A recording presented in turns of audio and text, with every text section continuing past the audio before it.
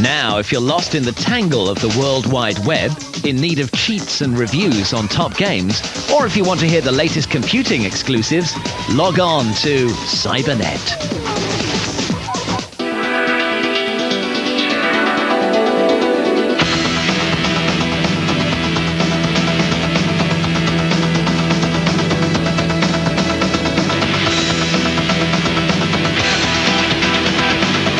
Want to see the hottest titles of the year? Then stay here, because it's Cybernet with me, Lucy Longhurst. We check out some cute characters, consider the most compulsive titles, and pick a pup on PC. Relive it all here. Make sure you watch Cybernet.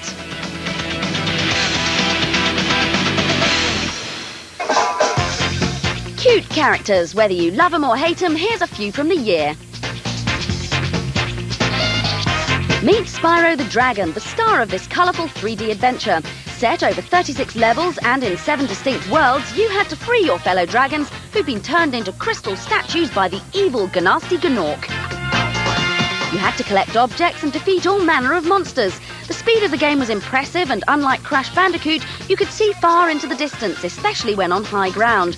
Also, some of the monsters you encountered were actually afraid of you, so instead of attacking, they ran away screaming. But looks aren't everything. Unfortunately, there wasn't a great deal of depth to the gameplay, and once you'd beaten one level, the others were all much the same. Spyro the Dragon, however, was one cute character.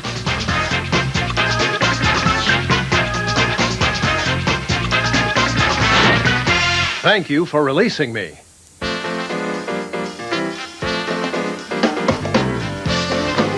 Croc was one of the cutest games we'd ever played on the PlayStation. Then it was converted so PC owners could also meet the ever-smiling, cuddly Croc. Just like the PlayStation version, you had to rescue the Gobos, a race of small furry creatures who'd been captured by the evil Dantianese. You had to fight, jump, swim and balloon your way through over 40 levels, ranging from grass plains to outer space. Eventually, you reached the rather dangerous Baron Dante. Although the settings were the same, the PC version had one major advantage over its console counterpart, the graphics. With a much higher resolution and some wonderful lighting effects, Croc on the PC really did look beautiful. Of course, you needed a 3D accelerator card to enjoy these improvements to the full, but it was definitely worth it. Whether you were leaping around a darkly lit lava cave or sliding around some icy terrain, you couldn't help but love him.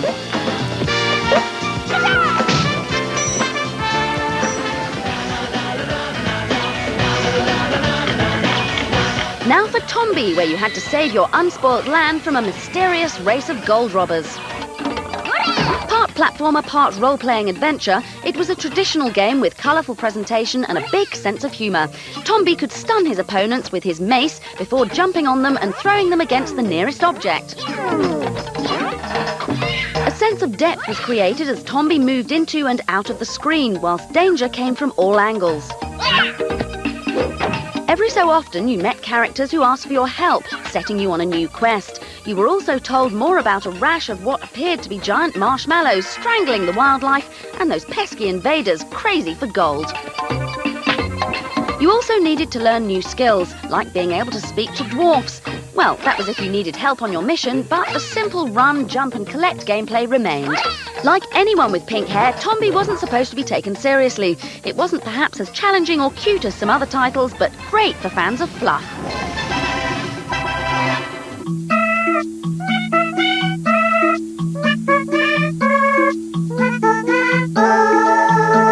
And finally, there was Yoshi's Story. Your quest was presented in the form of a book containing 6 chapters, each with 4 different pages. Although the gameplay was two-dimensional, it used the N64's high-resolution mode to create some lush landscapes and magnificent monsters. To complete a chapter in the book, you needed to feed your dinosaur 30 pieces of fruit. However, the book was bigger than you thought, and trying different routes for your hero led to totally new adventures. Hidden within each page were sub-games. These involved defeating mutant mini-bosses with weapons such as egg missiles. And the more bosses you conquered, the more route options you got in the next chapter. Although Yoshi's Story wasn't as groundbreaking as other Nintendo titles, it was very playable and extremely cute. When it came to addictive platform gaming, this story was a must for old softies.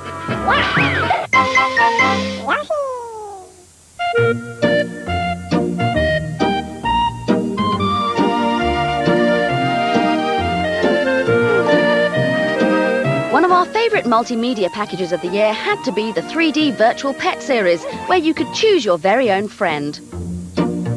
PC Pup was one of a choice of 9 pets. With the CD, you could pick up a puppy so that it would inhabit your computer, and much like a real pet, your new friend would let you know what it wanted and when it wanted it. On-screen menus contained toys and provided details about your little friend's health and welfare. Providing your pet received enough food, veterinary attention and careful training, it continued to grow and enjoy a successful life. Over time, its character developed and you enjoyed pampering even more, but you also had to return to maintain its welfare. As your bond with your companion continued to grow, you both looked forward to sharing tender moments, such as a rewarding treat now and again.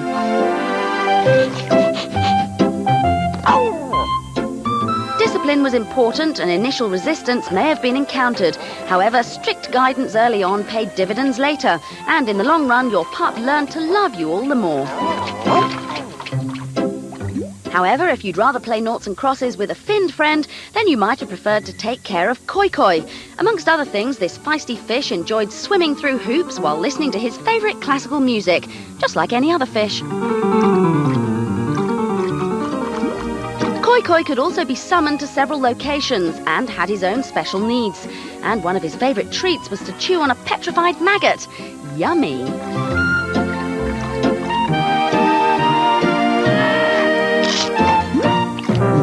If the worst came to the worst and despite your best efforts your pet met a premature end, it was worth remembering that after a suitable period of mourning, you had the option to simply return to the installation disc and hatch another one.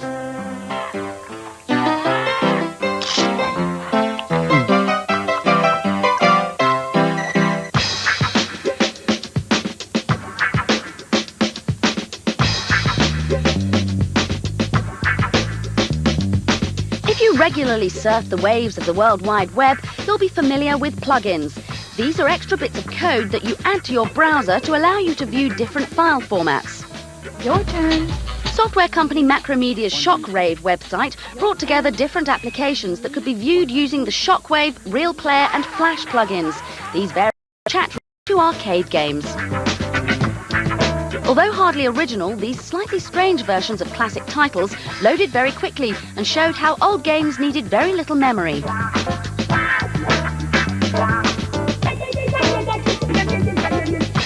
All the games on the site were divided into categories so you could check out some sports titles or walk about with Lenny Loose Jocks in this miniature adventure game set in the outback of Australia.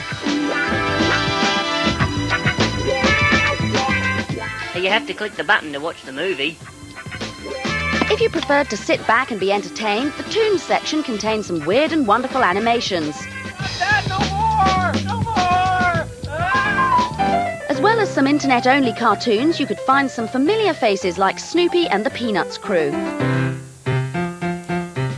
And every office worker's hero, the lovable Dilbert and friends.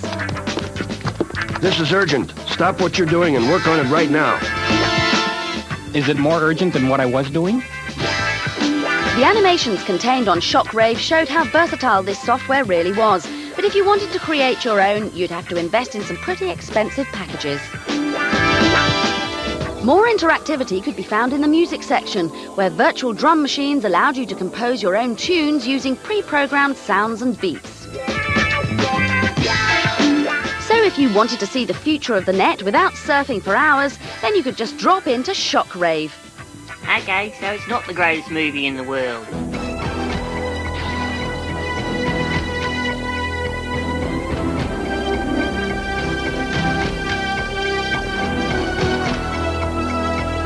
We all know that games are designed to be addictive, so here's a few that we just couldn't put down.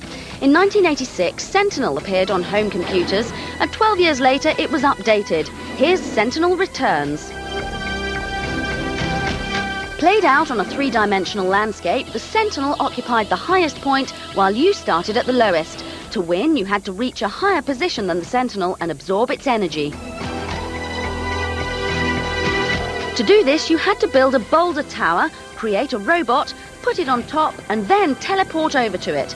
This took energy, so you had to reabsorb the robot and the boulders which you'd just left.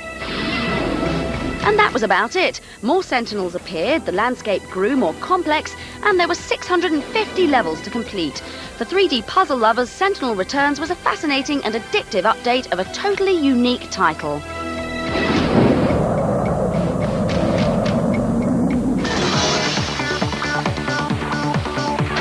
The puzzling perfection doesn't stop there, as Wetrix took N64 owners into Tetris territory.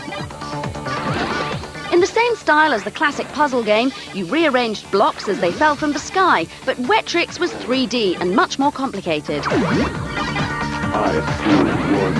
Your task was to catch and contain the water falling on your land, hold on to it for as long as you could, and then make it disappear.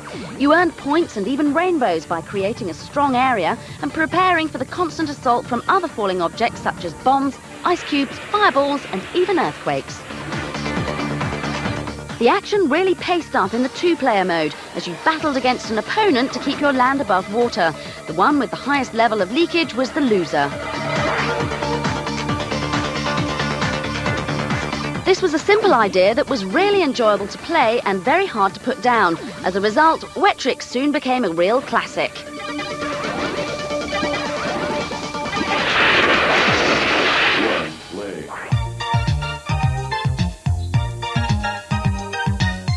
Back for more of the same, however, were those cute little dinosaurs in Buster Move 3.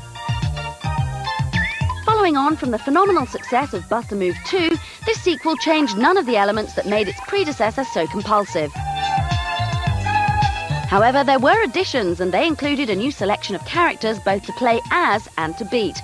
For those obsessed gamers who had completed every puzzle in the previous Buster Moves, there were hundreds of new ones designed by fans of the originals. For single players, the challenge and puzzle modes set problems that became harder and harder to beat. But the real thrill of the Buster Move series was the Versus mode, where frantic firing of bubbles has been known to cause family rifts. Those who already owned a Buster Move game realised that this third offering was just more of the same, so only serious fans applied. But when it came to completely addictive gameplay, you really couldn't beat a bit of bubble bursting.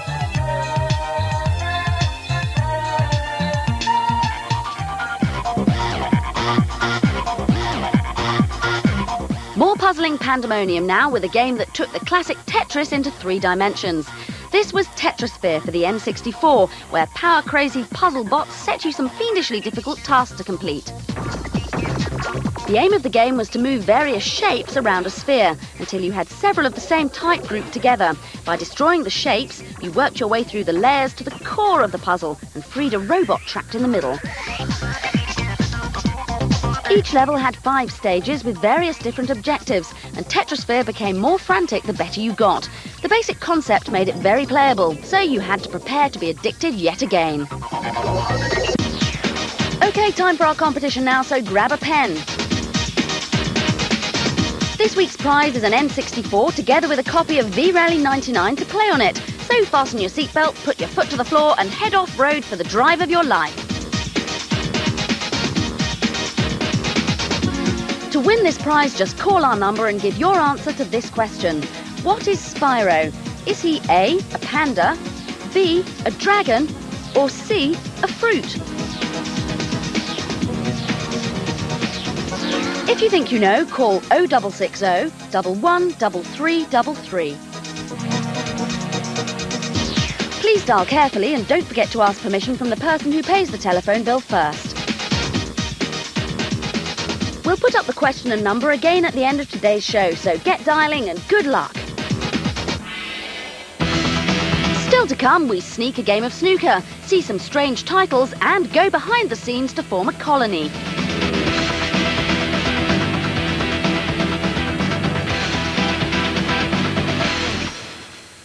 Part 2 of Cybernet.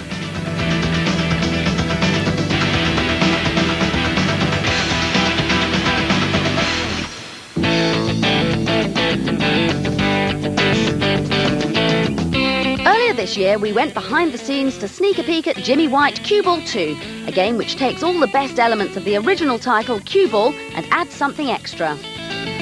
But due to problems with publishing rights, we're still waiting for the release. So until then, let's find out from Jimmy what's so new about this version. The game is a quality game. The first one was brilliant, and this one's got all new different things. It's got different rooms, pool room, darts, drafts, you know. It's just like there's just a whole load in there, and plus you've got the whole game of snooker. While a multitude of other games are available, the best and by far the most complex is snooker. Although the table dynamics provided some problems, it was the addition of motion-captured hands that proved the most difficult to incorporate. The hands were very complex to do and very expensive because the gloves that you have to wear cost £22,000 each.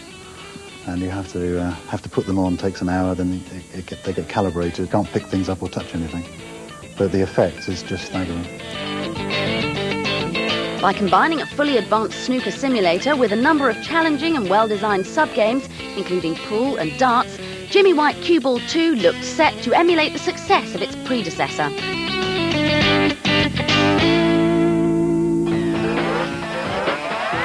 Over the past year, we've seen loads of strange games released, and here's some of our favourites. First up is Iggy's Wrecking Balls, where you guided your spherical character around a range of colourful platforms.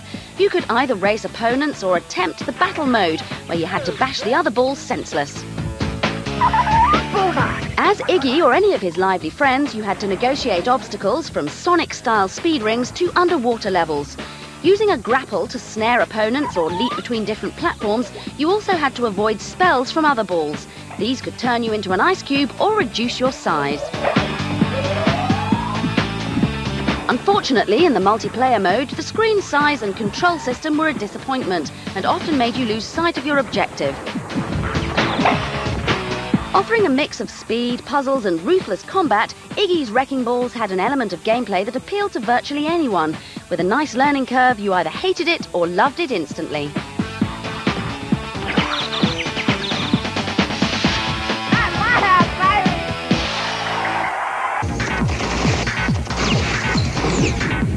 Next, Ghost in the Shell, where you took on unscrupulous governments led by the mysterious Puppet Master. You commanded a crab-shaped tank and had to blast through various enemies, which became increasingly difficult to defeat. Although the graphics were fairly unimaginative, the gameplay certainly wasn't, with continuous action and highly explosive battles. Whilst in your tank, you were able to jump onto tall buildings, scurry across vertical walls, and generally surprise your enemies from different angles. Once you got past the usual armed guards, laser tanks and helicopters, the battle continued against one of several end-of-level bosses who, although impressive, were easily defeated. Ghost in the Shell was certainly unique, and the odd movement of your vehicle was fun and original, but the novelty soon wore off and you found yourself left with a game that lacked depth and was very easy to complete.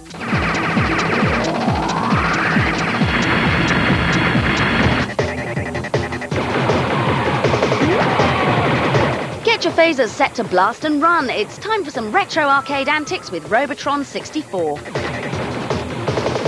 Controlling a bald superhuman, Eugene, you had to save the last human family from the might of the futuristic robots and evil adversaries. Whilst negotiating a grid that was teeming with minions, you shot your way to the next level using rapid aim and some rather nifty footwork to dodge the baddies.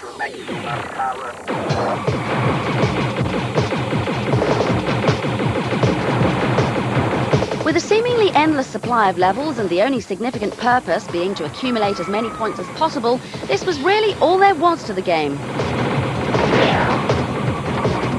As a conversion of a classic title, Robotron 64 didn't push the N64 to its boundaries. However, it was great to play a game that was so simple but effective, and it certainly was strange.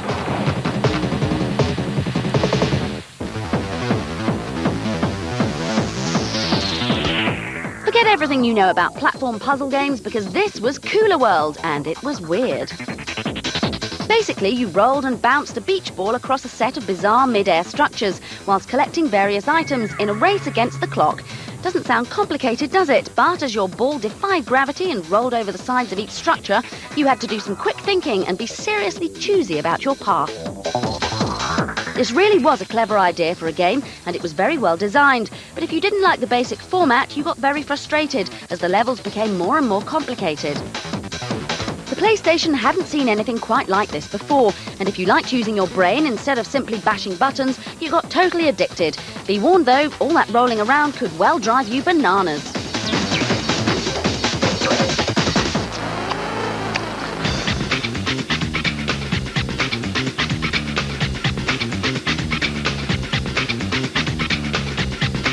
Space may be the final frontier to some, but down on planet Earth, many gamers are busy colonising other worlds and battling for control of the universe.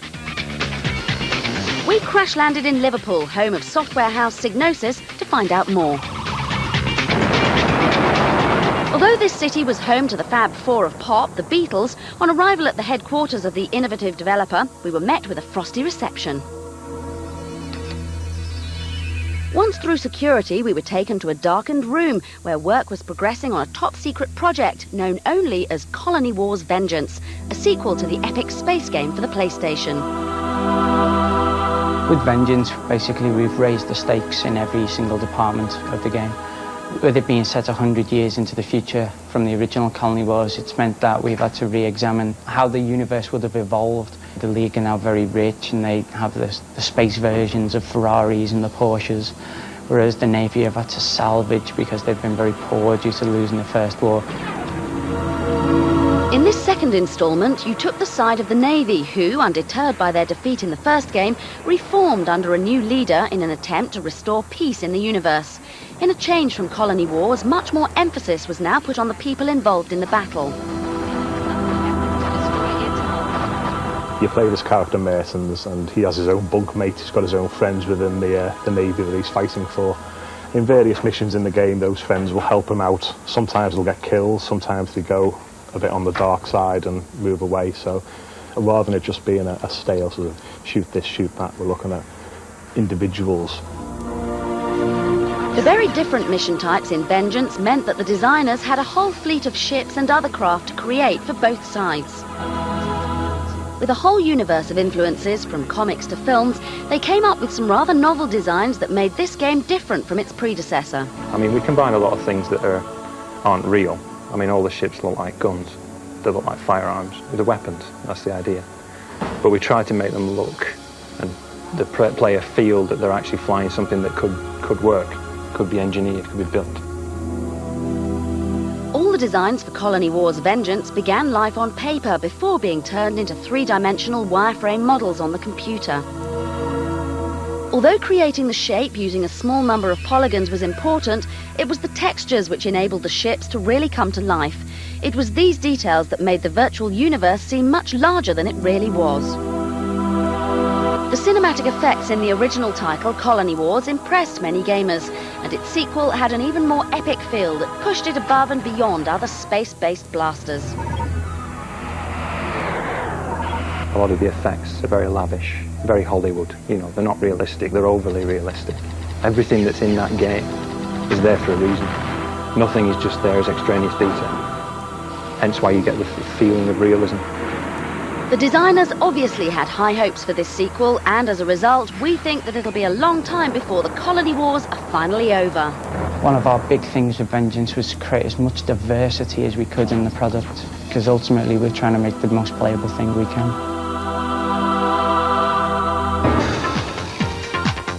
Well, we've reached the end of yet another show, but we'll be back soon with more of the very best in computer entertainment.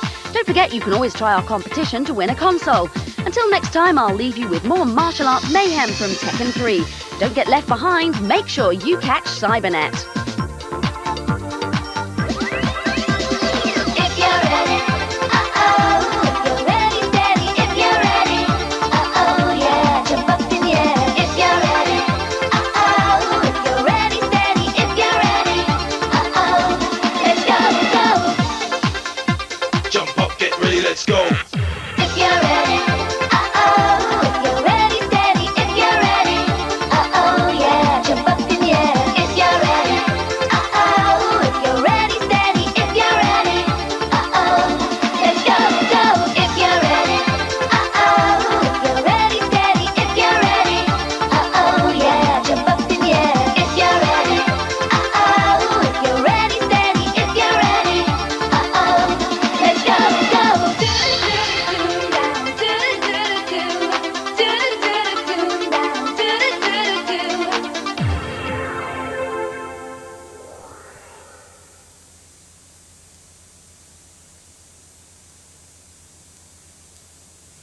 Now, all you ever wanted to know about what's on TV, what to cook, and the latest on your favorite soaps in the text-based information service ITV Night Screen.